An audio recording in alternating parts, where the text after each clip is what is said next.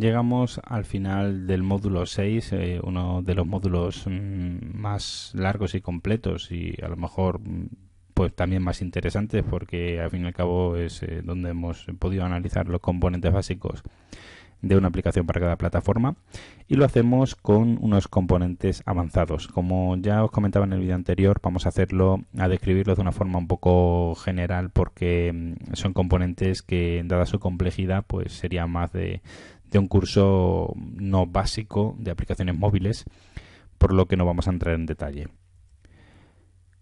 Hasta ahora hemos visto una serie de componentes básicos que utilizan todas las plataformas y que en la mayoría de los casos pues van ligados a las vistas. Existen otro tipo de componentes, sobre todo ligados al hardware, o muchas veces, muy habitualmente ligados al hardware, y otro tipo de desarrollo en código bastante más elaborados y más complejos que lo que hemos visto hasta ahora. En este apartado vamos a tratar sobre todo algunos de ellos. Vamos a comentar como por ejemplo pues, los sensores, mapas, servicios, notificaciones, base de datos. Estos son los componentes que vamos a tratar en este apartado y que, como digo, espero que no cause demasiado trauma porque, bueno, vamos a verlo muy por encima. Sensores, un componente muy importante debido a que la mayoría de los dispositivos cuentan con varios sensores hoy en día. Y entre los sensores más comunes y utilizados que se encuentran, supongo que ya estaréis todos pensando en alguno en concreto, pues sería el GPS. Es uno de los componentes más utilizados y que básicamente están todos los dispositivos. La cámara, un tanto de lo mismo.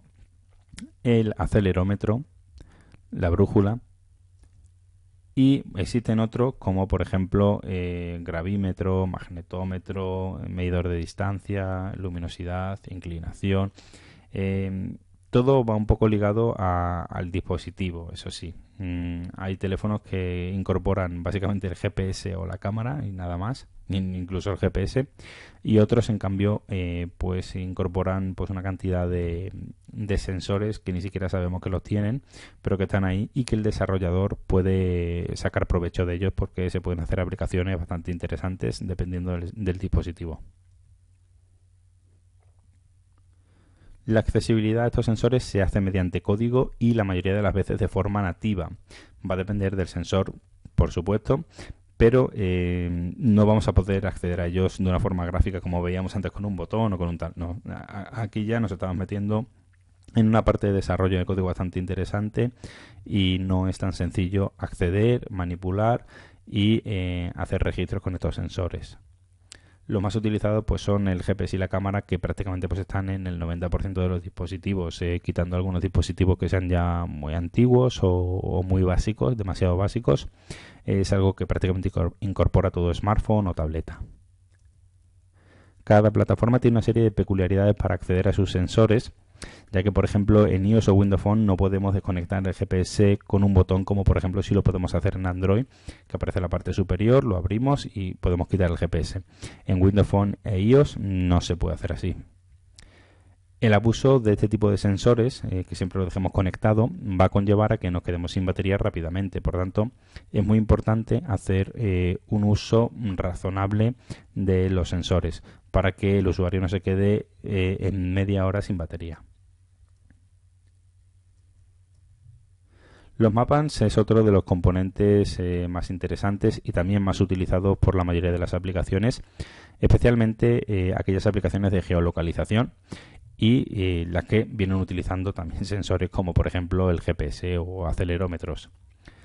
Son muy utilizados, como digo, y sobre todo aplicaciones de geolocalización, aunque no tiene por qué ser solo aplicaciones de geolocalización. Cualquier aplicación trae hoy en día un mapa. Cada plataforma suele utilizar su propio servidor de mapas, que no suelen ser compatibles entre ellos y que, bueno, de este modo pues tenemos los siguientes servidores de mapas que utiliza cada plataforma. En el caso de Android, pues utiliza Google Maps por defecto, porque son los mapas de Google, pues es lo mismo Android que Google. iOS utiliza la librería, su propia servidor de mapas y su propia librería de MapKit. Windows Phone cambió con la versión 8. Al principio utilizaba los mapas de Bing de Microsoft y posteriormente ha empezado a utilizar con la 8.1 los mapas de Nokia HERE. Google Maps suele ser la librería más utilizada, por tanto, sobre todo porque cualquier usuario está familiarizado con la interfaz de Google Maps, cosa que no pasa con otras. Y al final cualquier plataforma acaba utilizando las librerías de Google Maps adaptadas a su plataforma. Existen también otras librerías que no hay que dejarlas de lado, como pueden ser MapQuest o OpenStreetMap, que es un proyecto open source bastante interesante que está ganando bastante terreno, aunque todavía le queda mucho, sobre todo a la hora de competir con Google Maps, con una cartografía, imágenes satélite bastante actualizadas, que nada tienen que ver con MapQuest, por ejemplo. Aquí tenemos un ejemplo de los servidores de mapas utilizados en cada una de las plataformas. Vemos Google Maps en Android, MapKit, un ejemplo de MapKit en iOS, y los mapas de HERE de Nokia en Windows Phone. Los servicios son uno de los componentes avanzados que más se suelen utilizar, sobre todo en cierto tipo de aplicaciones, como pueden ser las aplicaciones híbridas o aplicaciones web. ¿Por qué? Pues básicamente porque lo que hacen es llamar a un servidor que está en la nube, en internet, en donde sea, nuestros propios servidores, y se conectan a sus bases de datos mediante diferentes estándares de intercambio de datos para acceder a información y así actualizar en tiempo real la aplicación móvil. Esto permite pues que no esté todo el contenido dentro del dispositivo móvil, dado el tamaño, la memoria, etcétera, etcétera, del propio dispositivo, que siempre es un hándicap, y nos permite acceder a datos actualizados en tiempo real, bastante frescos, que tenemos en un servidor, en una web, donde podemos manipular sin modificar nada de la aplicación. Es lo que se llama servicios. Eso es dar un servicio. Dar un servicio es la disponibilidad online de una serie de datos que tienes en un servidor, en la nube, en donde sea, al otro lado. Como no, para ello necesitas conexión. Sin conexión, los servicios no valen de nada. Eso está claro. Cualquier cambio en el servidor se verá plasmado en tiempo real. Esto también está claro. A la hora de conectarse, puedes revisar la versión que tenemos instalada en el teléfono. Si la versión es distinta a la versión que está en el servidor, no podemos descargar los datos en tiempo real y ya estamos visualizando lo que hace un momento acabamos de cambiar en nuestro servidor. Aplicaciones híbridas de web son la base de todo esto, porque en una aplicación híbrida, bueno, pues hay cierta parte que puede utilizarse dentro del propio dispositivo y llamando al servidor, pero en una aplicación web, en una web apps, pues es un servicio completamente necesario. De hecho, la aplicación no es nada sino un servicio web.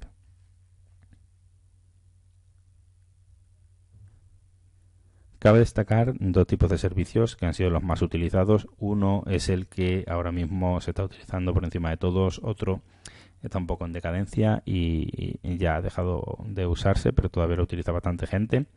Por un lado tenemos los servicios SOAP, que son los menos usados, y los servicios REST, que básicamente el 90, 80 y tantos por ciento de las aplicaciones de hoy en día tiran sobre servicios REST.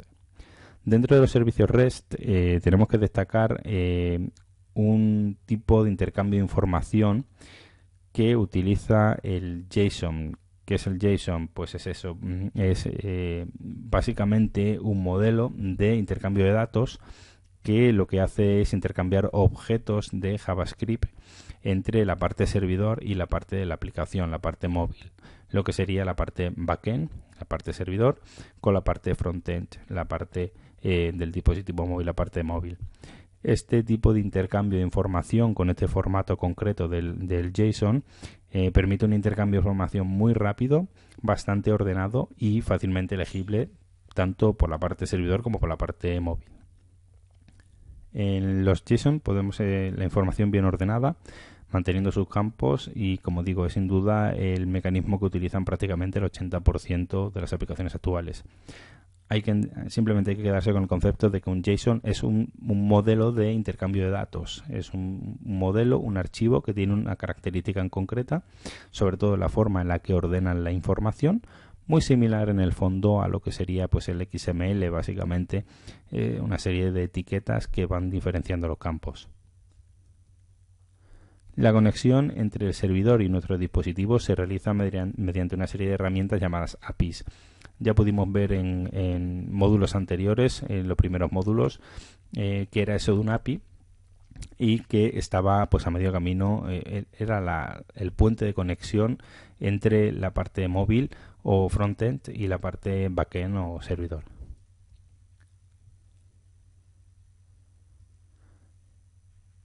Bien, básicamente se repite lo mismo porque es eso, la parte entre el servidor y el dispositivo pues se realiza la conexión pues a través de las herramientas que nos proporciona la API. Con una buena API la accesibilidad es mucho más fácil para el desarrollador, pues es bastante sencillo, no hay que hacer desarrollos en exceso, el código es mucho más limpio. Y aquí vemos un ejemplo de qué se compone ese servicio como tal, ¿no? Por un lado la nube o nuestro servidor y en medio el API, que son esa serie de herramientas que nos permiten intercambiar la información, conectar el dispositivo móvil con la parte servidora. Aquí tenemos un ejemplo de JSON, de este formato de intercambio de datos ligero, en el que, por ejemplo, pues estamos definiendo una tabla de frutas que contiene, por un lado, un campo llamado nombre de la fruta y por otro lado la cantidad. Es el equivalente a tener una tabla que se llame frutas con 2 columnas y 3 filas. Por tanto, es un formato bastante ligero y sobre todo muy fácilmente legible para la parte servidora o la parte móvil. No necesitas hacer demasiados esfuerzos en traducir ese formato a tu formato local. Aquí nos aparece pues lo que comentaba, el nombre de la tabla, y por otro lado pues aparecen los campos que llevan esa tabla.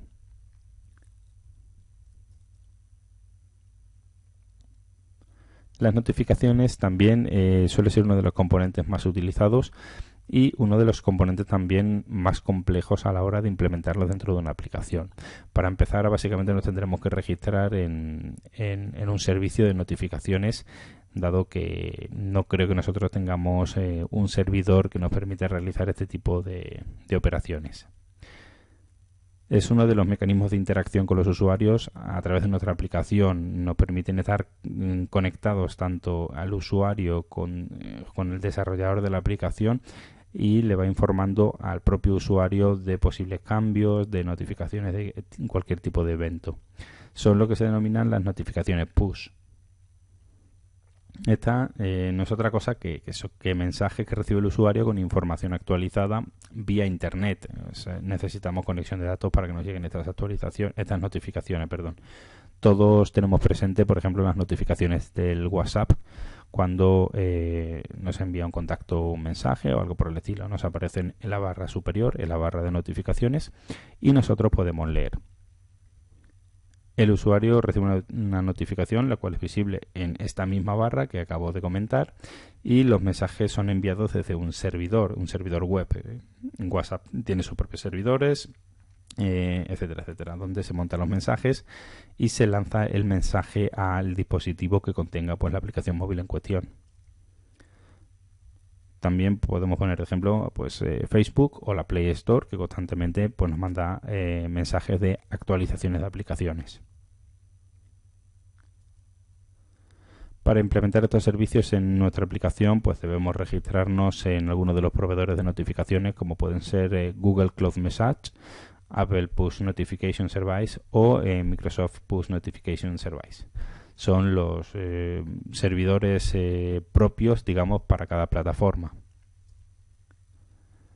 Este sería un gráfico de lo que tenemos con lo que podemos un poco entender de las notificaciones push. Tenemos un servidor desde el cual se prepara el mensaje que queremos lanzar, pasa a un servicio de notificaciones push que se encarga de automatizar el proceso y enviar ese mensaje a los usuarios. El usuario en su dispositivo recibe esa notificación, da a aceptar si la quiere ver o la pincha, se le abre otra ventana de detalle y bueno, ya accede a la notificación que quiere transmitir el servidor. Al igual que sucedía con Google Maps, pues este tipo de servicios necesita de un registro previo y para eso también necesitamos una API Key.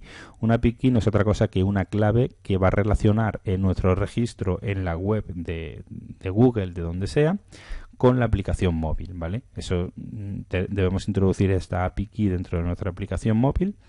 Y una vez dentro, cuando nos conectemos a Internet, al servicio, pues va a comprobar el servicio si nuestra aplicación tiene permiso para utilizarle o no. Aquí tenemos ejemplos de notificaciones. La primera para los casos de Android, con las típicas notificaciones que aparecen en la barra oculta. Notificaciones para iOS en el centro, las típicas del tiempo. Y notificaciones para Windows Phone en la barra superior. Vamos a ver también un aspecto importante en aplicaciones, sobre todo si queremos trabajar en modo offline o la mayor parte en modo offline, como es el tema de las bases de datos. Hablamos siempre de las bases de datos locales, ¿vale? Por supuesto no estamos hablando de la base de datos de la parte servidor. Para el almacenamiento local y persistente, pues existen diferentes plataformas que cuentan con bases de datos. Son herramientas muy potentes a la hora de trabajar, sobre todo con poca información y con información local. La información persiste hasta que se desinstala la aplicación, es decir, nosotros porque salgamos de la aplicación no vamos a perder ya esa información, no, esa persiste. En el momento que desinstalamos la aplicación, la base de datos que lleva adjunta a ella sí que desaparece, porque son bases de datos que van dentro de la aplicación.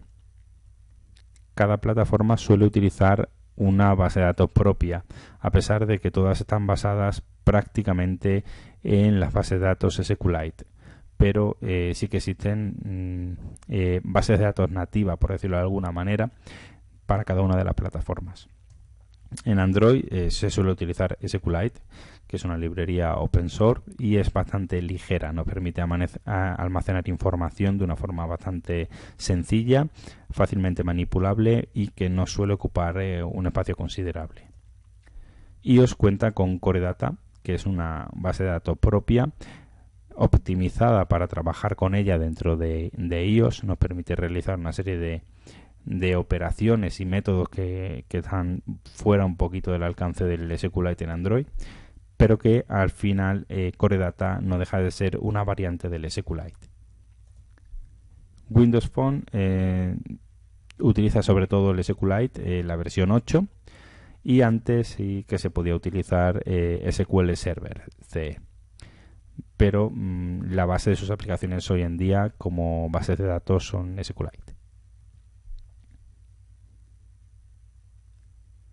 Las tres plataformas cuentan con componentes nativos para la gestión de estas bases de datos. Existe una capa dentro del componente de cada plataforma donde se incorporan herramientas, clases, métodos, etcétera, etcétera, para manejar y manipular este tipo de bases de datos de una forma óptima. Su implementación es mediante código, no podemos incorporar esta base de datos como si fuese un Access o algo así. Tiene que ser todo, desde la creación hasta la inserción de datos, eliminación, etcétera. Tiene que ser todo mediante código, funcionando prácticamente igual que si fuese una base de datos SQL, perdón. Nos permiten trabajar offline, es digamos la gran ventaja de utilizar este tipo de bases de datos. Y lo normal es que sea una librería más de las que componen la plataforma.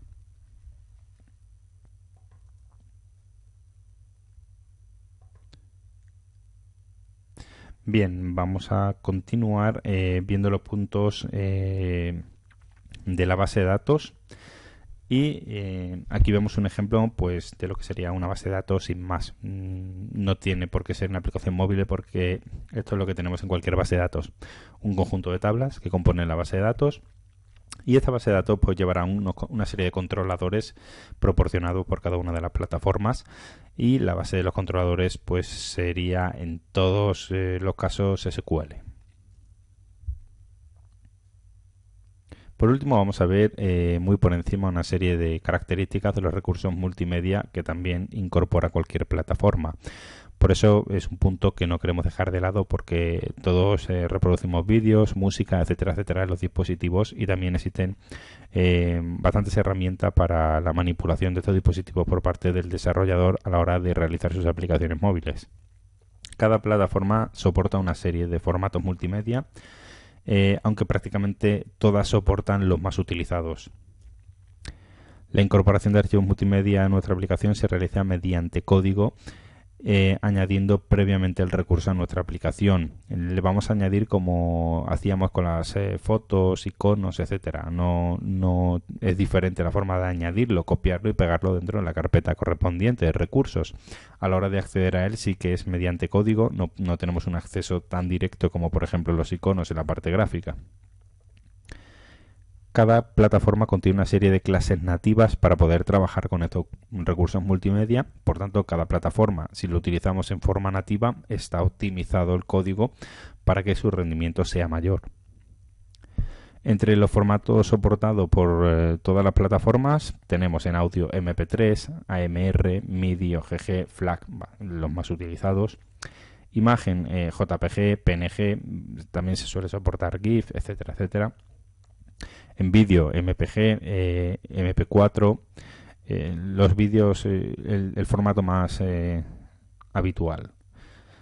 Hasta aquí llegamos con el punto de componentes avanzados, concretamente pues con el último punto de recursos multimedia, que básicamente es una descripción entre pinceladas, porque no podemos tampoco ahondar demasiado en él, dado que su accesibilidad es casi toda mediante código. Y bueno, sí que intentaremos en alguna práctica ver un poco la introducción de algunos otros recursos multimedia, como puede ser algún fichero de audio y poder ejecutarlo, ver que funciona.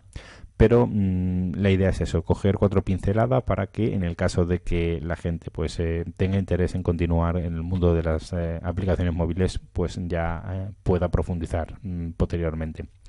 Con este punto de componentes avanzados terminamos el módulo 6 y vamos camino ya del módulo 7. Ya nos queda muy poquito del curso, sobre todo de la parte teórica y también de la parte de prácticas. Como siempre, os dejo al final una serie de recursos, una serie de enlaces a distintas webs, a distintos vídeos, para que podáis entender un poco mejor algunos de los puntos, o por lo menos para que podáis ampliar los conocimientos. Sin más, un saludo, nos vemos en el siguiente módulo y que tengáis un buen curso. Hasta luego y muchas gracias.